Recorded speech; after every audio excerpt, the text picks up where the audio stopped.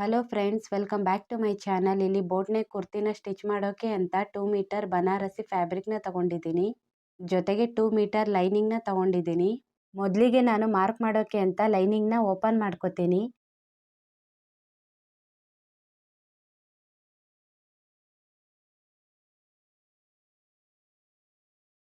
ಇಲ್ಲಿ ಬಟ್ಟೆನ 4 ಫೋಲ್ಡ್ ಮಾಡಿ ಇಟ್ಕೊಂಡಿದ್ದೀನಿ. ಇದು ಕ್ಲೋಸೆಟ್ ಸೈಡ್ ಆಗಿದೆ ಹಾಗೂ ಇದು ಓಪನ್ ಸೈಡ್ ಆಗಿದೆ. ಇಲ್ಲಿ ಲೈನಿಂಗ್ ಲೆಂತ್ ಬಂದು 33 ಇಂಚ್ ಇದೆ. ಶೋಲ್ಡರ್ನ 7 ಇಂಚ್ಗೆ ಮಾರ್ಕ್ ಮಾಡ್ಕೋತೀನಿ. ಆರ್ಮೋಲ್ನ ಕೂಡ 7 ಇಂಚ್ಗೆ ಮಾರ್ಕ್ ಮಾಡಿ ಗೆರೆ ಎಳೆದು ಸೇರಿಸ್ಕೋತೀನಿ.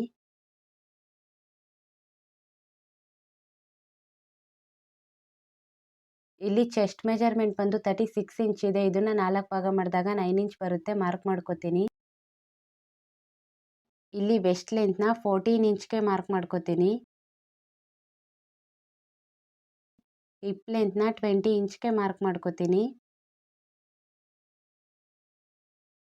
ಇಲ್ಲಿ ವೆಸ್ಟ್ ಮೆಜರ್ಮೆಂಟ್ ಬಂದು 28 ಇಂಚ್ ಇದೆ. ಇದನ್ನ 4 ಭಾಗ ಮಾಡಿದಾಗ 7 ಇಂಚ್ ಬರುತ್ತೆ. ಮಾರ್ಕ್ ಮಾಡ್ಕೋತೀನಿ. ಹಿಪ್ ಮೆಜರ್ಮೆಂಟ್ ಬಂದು 36 ಇಂಚ್ ಇದೆ. ಇದನ್ನ 4 ಭಾಗ ಮಾಡಿದಾಗ 9 ಇಂಚ್ ಬರುತ್ತೆ. ಮಾರ್ಕ್ ಮಾಡ್ಕೋತೀನಿ. ಇದು ಸ್ಟ್ರೈಟ್ ಕುರ್ತಿ ಆಗಿರೋದ್ರಿಂದ ಬಾಟಮಲ್ಲೂ ಕೂಡ 9 ಇಂಚ್ಗೆ ಮಾರ್ಕ್ ಮಾಡ್ಕೋತೀನಿ.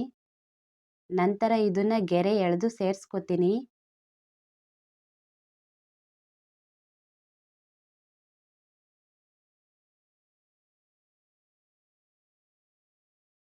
ಮಾರ್ಜಿನ್ನ 2 ಇಂಚ್ಗೆ ತಗೊಂಡಿದ್ದೀನಿ. ವೆಸ್ಟ್ ಹತ್ರ ಕೂಡ 2 ಇಂಚ್ಗೆ ಮಾರ್ಕ್ ಮಾಡ್ಕೋತೀನಿ. ಹಿಪ್ ಹತ್ರ ಕೂಡ 2 ಇಂಚ್ಗೆ ತಗೊಂಡಿದ್ದೀನಿ. ನಂತರ ಇದನ್ನ ಗೆರೆ ಎಳೆದು ಸೇರಿಸ್ಕೋತೀನಿ. ಇಲ್ಲಿ ಆರ್ಮೋಲ್ ಶೇಪ್ನ ತೆಗಿಯೋಕೆ 1 ಇಂಚ್ಗೆ ಮಾರ್ಕ್ ಮಾಡ್ಕೋತೀನಿ. ಆರ್ಮೋಲ್ ಲೆಂತ್ನ ಅರ್ಧ ಮಾಡಿದಾಗ 3.5 ಇಂಚ್ ಬರುತ್ತೆ. ಮಾರ್ಕ್ ಮಾಡಿಕೊಂಡು ಇಲ್ಲಿಂದ ಶೇಪ್ನ ಕೊಟ್ಕೋತೀನಿ. ಜೊತೆಗೆ ಫ್ರಂಟ್ ಆರ್ಮೋಲ್ ಶೇಪ್ನ ಕೂಡ ಕೊಟ್ಕೋತೀನಿ. ಇಲ್ಲಿ ನೆಕ್ ಶೇಪ್ನ ತೆಗಿಯೋಕೆ ಅಂತ ನೆಕ್ ವಿಡ್ತ್ನ 4 ಇಂಚ್ಗೆ ಮಾರ್ಕ್ ಮಾಡ್ಕೋತೀನಿ. ನೆಕ್ ಡೀಪ್ನ 3 ಇಂಚ್ಗೆ ಮಾರ್ಕ್ ಮಾಡಿ ಗೆರೆ ಎಳೆದು ಸೇರಿಸ್ಕೋತೀನಿ. ಇಲ್ಲಿ ಫ್ರಂಟ್ ಹಾಗೂ ಬ್ಯಾಕ್ ಎರಡಕ್ಕೂ ಸಹ ಒಂದೇ ನೆಕ್ ಮೆಜರ್ಮೆಂಟ್ನ ನಾನು ತಗೋತೀನಿ. ನೆಕ್ ಶೇಪ್ನ ಕೊಟ್ಕೋತೀನಿ. ಶೋಲ್ಡರ್ ಡೌನ್ನ 1/2 ಇಂಚ್ಗೆ ಮಾರ್ಕ್ ಮಾಡಿ ಗೆರೆ ಎಳೆದು ಸೇರಿಸ್ಕೋತೀನಿ. ಮಾರ್ಕ್ ಆಗಿದೆ. ಇವಾಗ ಇದನ್ನ ಕಟ್ ಮಾಡ್ಕೋತೀನಿ. ಕಟ್ ಆಗಿದೆ. ನಂತರ ಇದನ್ನ ಓಪನ್ ಮಾಡಿಕೊಂಡು ಬ್ಯಾಕ್ ಪಾರ್ಟ್ನ ರಿಮೂವ್ ಮಾಡ್ಕೋತೀನಿ. ಇಲ್ಲಿ ಫ್ರಂಟ್ ಆರ್ಮೋಲ್ನ ಕಟ್ ಮಾಡ್ಕೋತೀನಿ. ಕಟ್ ಆಗಿದೆ. ನಂತರ ಇಲ್ಲಿ ಮೇನ್ ಫ್ಯಾಬ್ರಿಕ್ನ 4 ಫೋಲ್ಡ್ ಮಾಡಿ ಇಟ್ಕೊಂಡಿದ್ದೀನಿ. ಇದು ಕ್ಲೋಸೆಟ್ ಸೈಡ್ ಆಗಿದೆ ಹಾಗೂ ಇದು ಓಪನ್ ಹಾಗೂ ಕ್ಲೋಸೆಟ್ ಎರಡು ಸೈಡ್ ಇದೆ. ಇಲ್ಲಿ ಬಟ್ಟೆ ಲೆಂತ್ನ 38 ಇಂಚ್ಗೆ ಮಾರ್ಕ್ ಮಾಡಿ ಗೆರೆ ಎಳೆದು ಸೇರಿಸ್ಕೋತೀನಿ.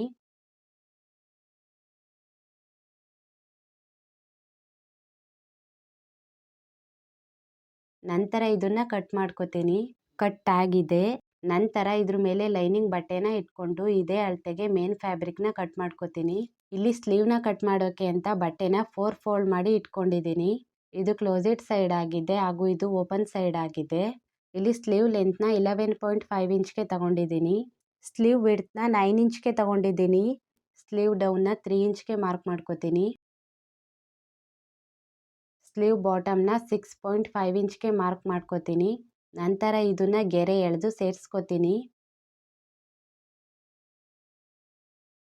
ಇಲ್ಲಿ ಸ್ಲೀವ್ ಶೇಪ್ನ ಕೊಟ್ಕೋತೀನಿ.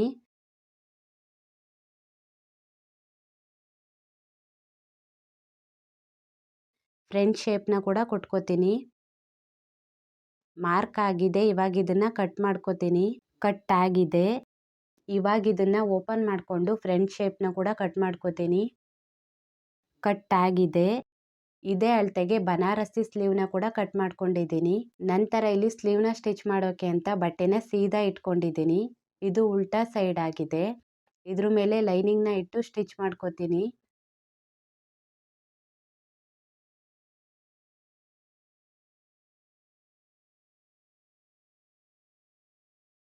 ಇಲ್ಲಿ ಸ್ಲೀವ್ನ ಪಲ್ಟಾಯಿಸ್ಕೋತೀನಿ. ಅದಕ್ಕೋಸ್ಕರ ಈ ರೀತಿಯಾಗಿ ಸ್ಟಿಚ್ ಮಾಡ್ಕೋತಿದ್ದೀನಿ. ನಂತರ ಇದನ್ನ ಈ ಕಡೆಗೆ ತಿರುಗಿಸ್ಕೊಂಡು ಲೈನಿಂಗ್ ಮೇಲೆ ಇನ್ನೊಮ್ಮೆ ಸ್ಟಿಚ್ ಮಾಡ್ಕೋತೀನಿ.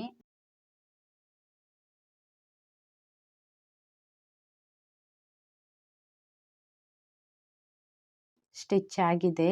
ಇವಾಗ ಇದನ್ನ ಪಲ್ಟಾಯಿಸ್ಕೊಂಡು ಸ್ಲೀವ್ ಸುತ್ತ ಹೀಗೆ ಸ್ಟಿಚ್ ಮಾಡ್ಕೋತೀನಿ.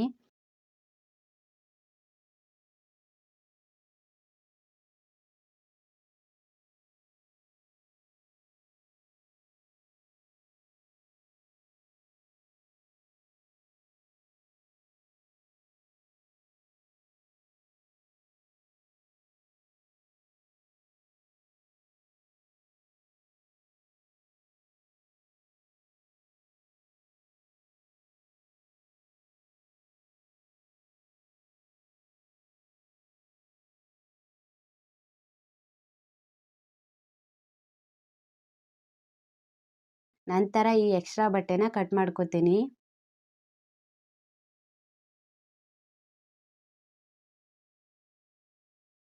ಇಲ್ಲಿ ಟಾಪ್ನ ಸ್ಟಿಚ್ ಮಾಡೋಕೆ ಅಂತ ಬಟ್ಟೆನ ಇಟ್ಕೊಂಡಿದ್ದೀನಿ. ಇದು ಸೀದಾ ಸೈಡ್ ಆಗಿದೆ ಹಾಗೂ ಇದು ಉಲ್ಟಾ ಸೈಡ್ ಆಗಿದೆ.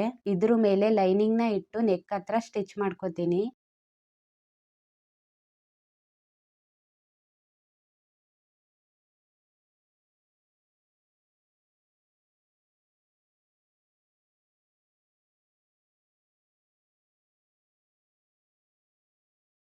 ನಂತರ ನೆಕ್ ಹತ್ರ ಸಣ್ಣ ಸಣ್ಣದಾಗಿ ಕಟ್ ಮಾಡ್ಕೋತೀನಿ.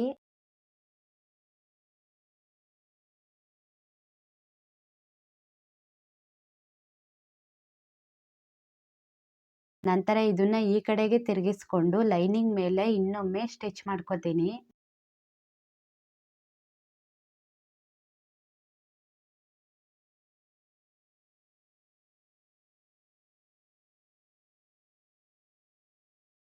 ಇವಾಗ ಇದನ್ನ ಪಲ್ಟಾಯಿಸ್ಕೊಂಡು ಟಾಪ್ ಸುತ್ತ ಲೈನಿಂಗ್ನ ಮೇನ್ ಫ್ಯಾಬ್ರಿಕ್ಗೆ ಅಟ್ಯಾಚ್ ಮಾಡ್ಕೋತೀನಿ.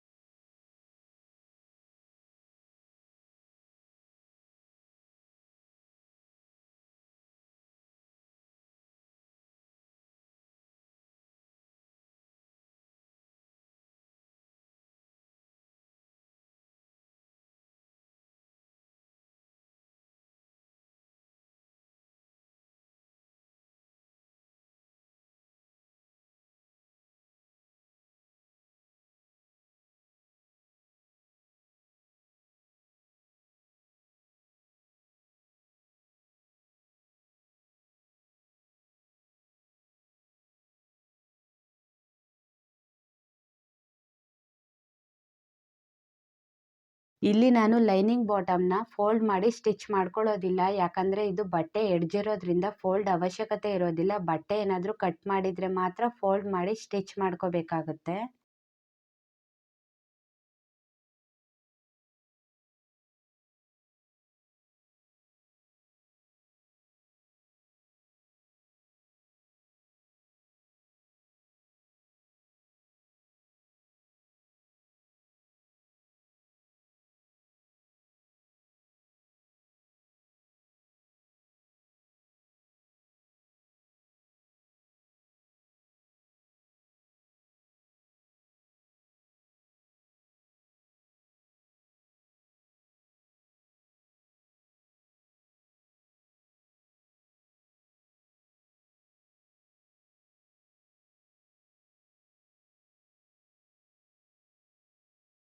ಲೈನಿಂಗ್ ಅಟ್ಯಾಚ್ ಆಗಿದೆ. ನಂತರ ಫ್ರಂಟ್ ಪಾರ್ಟ್ನು ಕೂಡ ಸೇಮ್ ಇದೇ ರೀತಿಯಾಗಿ ಸ್ಟಿಚ್ ಮಾಡ್ಕೊಂಡಿದ್ದೀನಿ. ಇಲ್ಲಿ ಬಟ್ಟೆನ ಒಂದ್ರ ಮೇಲೊಂದು ಇಟ್ಕೊಂಡು ಶೋಲ್ಡರ್ನ ಅಟ್ಯಾಚ್ ಮಾಡ್ಕೋತೀನಿ.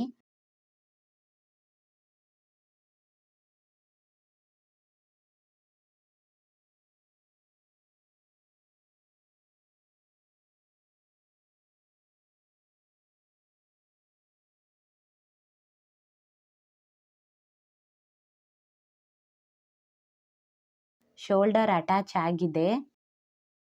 ಇದು ಫ್ರಂಟ್ ಸೈಡ್ ಬಟ್ಟೆ ಆಗಿದೆ ಹಾಗೂ ಇದು ಬ್ಯಾಕ್ ಸೈಡ್ ಬಟ್ಟೆ ಆಗಿದೆ. ಇದ್ರ ಮೇಲೆ ಸ್ಲೀವ್ನ ಇಟ್ಕೊಂಡು ಬ್ಯಾಕ್ ಸೈಡ್ ಬರೋ ಹಾಗೆ ಫ್ರಂಟ್ ಸೈಡ್ ಬರೋ ಹಾಗೆ ಇಟ್ಕೊಂಡು ಸ್ಟಿಚ್ ಮಾಡ್ಕೋತೀನಿ.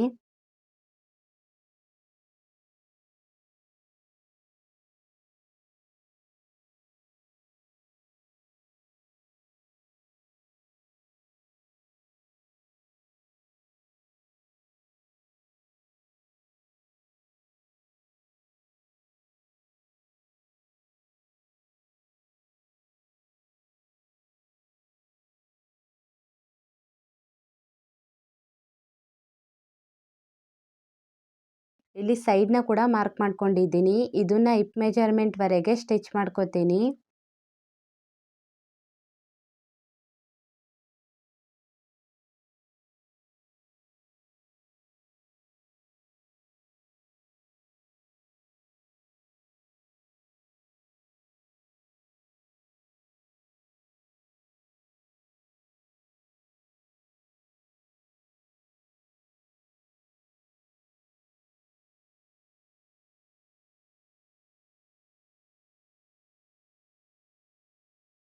ನಂತರ ಬಾಟಮ್ನ ಡಬಲ್ ಫೋಲ್ಡ್ ಮಾಡಿ ಹಿಪ್ ಮೆಜರ್ಮೆಂಟ್ವರೆಗೆ ಈ ರೀತಿಯಾಗಿ ಸ್ಟಿಚ್ ಮಾಡ್ಕೋತೀನಿ.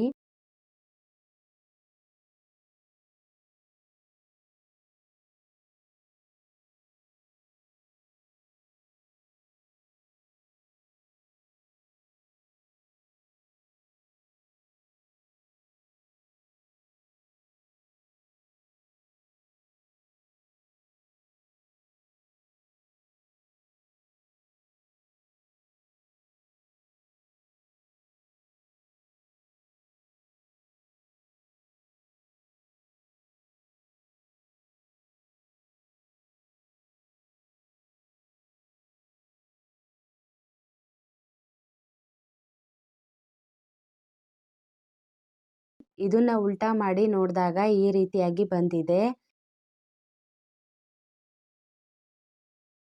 ಮತ್ತೆ ಈ ಕಡೆ ತುದಿಗೆ ಇನ್ನೊಂದು ಸ್ಟಿಚ್ ಮಾಡ್ಕೋತೀನಿ.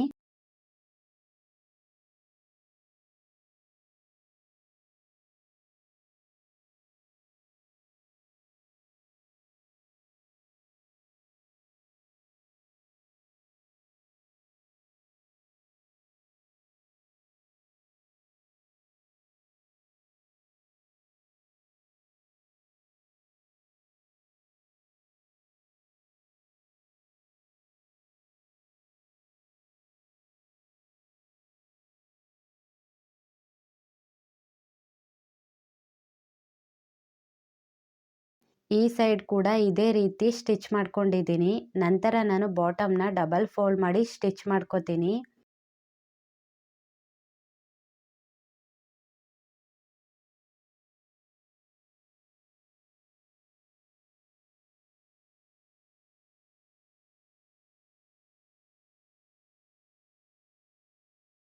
ಬಾಟಮ್ ಸ್ಟಿಚ್ ಆಗಿದೆ. ಇನ್ನೊಂದು ಸೈಡ್ ಕೂಡ ಇದೇ ರೀತಿಯಾಗಿ ಸ್ಟಿಚ್ ಮಾಡ್ಕೋತೀನಿ. ನಿಮ್ಗೇನಾದರೂ ನನ್ನ ವಿಡಿಯೋಸ್ ಇಷ್ಟ ಆದರೆ ದಯವಿಟ್ಟು ನನ್ನ ಚಾನಲ್ಗೆ ಸಬ್ಸ್ಕ್ರೈಬ್ ಮಾಡ್ಕೊಳ್ಳಿ.